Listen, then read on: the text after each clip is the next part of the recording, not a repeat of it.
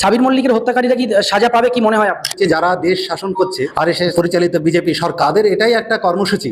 পার্টির তাদেরকে ক্যাডারদেরকে কাজ দেওয়ার মতো কিছু নাই। দেশের সাধারণ মানুষের কি উন্নয়ন করতে হবে, তাদের যারা বেকার ছেলে তাদেরকে কি কাজ দিতে হবে, সেই সব তাদের কর্মসূচি নেই। তাদের একটাই কর্মসূচি, ভারতবর্ষে হিন্দু মুসলিম দলিত তাদেরকে কিভাবে ভীত সন্ত্রস্ত করে তাদেরকে খতম করে এদেশের বুকে তারা এখানে নেতৃত্ব দিতে চায়। তারা হচ্ছে হিটলারের বংশধর।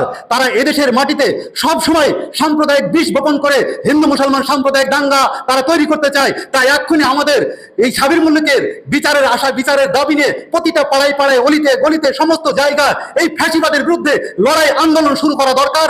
ওই ইসের মতো ইউপির মতো তাদেরকে পরাস্ত করা দরকার।